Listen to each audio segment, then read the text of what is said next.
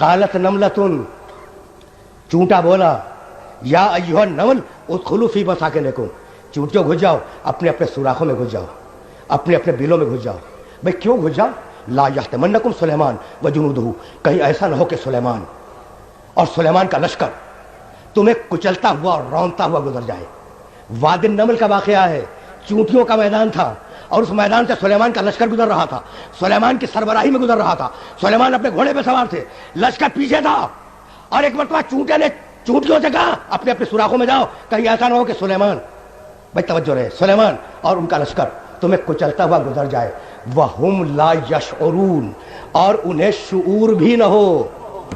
کتنا ذلیل کیا ہے انسان کو،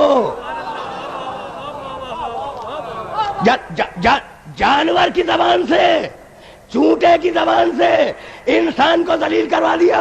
فَتَبَسَّمَ ضَاحِكًا، ہوا نے چونٹے کی آواز سلیمان کے کان تک پہنچائی۔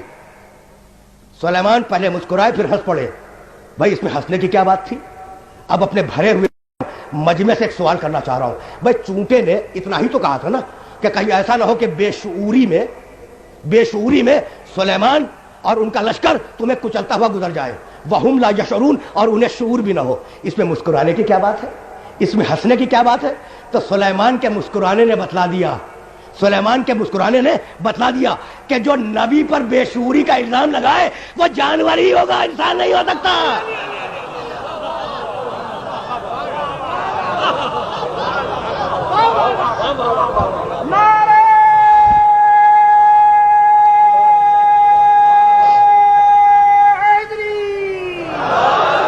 میں بہت تیزی سے گزر رہا ہوں، لیکن موضوع کو ختم کرنا ہے۔ کل اس سلسلے کی آخری گفتگو ہے نا، تو پوری توجہ درکار ہے۔ یا ایھا النمل ادخلوا فی مساکنکم، جاؤ چونٹیوں اپنے اپنے بلوں میں جاؤ۔ فتبسم ضاحکا، سلیمان مسکرائے۔ اب یہاں تک تو تھا قرآن، اور اب تاریخ انبیاء۔ میرا کون سا ایسا سننے والا ہے نسبت جس کے ذہن میں یہ واقعہ محفوظ نہ ہو؟ ایک مرتبہ سلیمان نے ہوا کو حکم دیا، ہوا سلیمان کے قابو میں ہے نا، کہتا چونٹے کو اٹھا دو نا۔ اب چونٹا ہے، چونٹا ہوا نے اڑایا، سلیمان نے ہتھیلی پھیلائی، دست نبوت پہ آ گیا۔ کہا کیا کہہ رہا تھا؟ اب یہ ہے تاریخ انبیاء۔ کہا کیا کہہ رہا تھا؟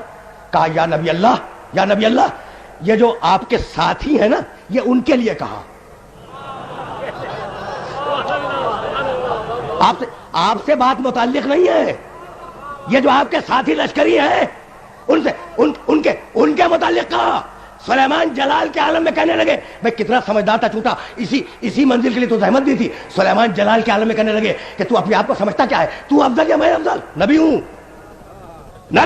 تو افضل یا میں افضل؟ کہنے لگا یا نبی اللہ اس وقت تو میں افضل ہوں۔ کہا دلیل؟ کہا دست نبوت کے اوپر ہوں۔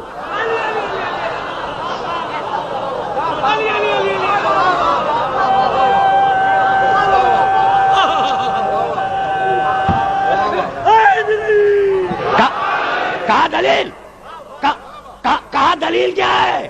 کہا یا نبی اللہ دلیل بڑی سیدھی ہے، آپ کے پاؤں زمین پر ہیں، میرے پاؤں نبی کی ہتھیلی پر ہیں، تو میں کیا دست نبوت پر ہے، میں کیا کہوں اندھے مورخوں کو کہ دست نبوت پر بیٹھا ہوا چونٹا نظر آ گیا، دوش محمد پر کھڑا ہوا علی نظر نہیں آیا۔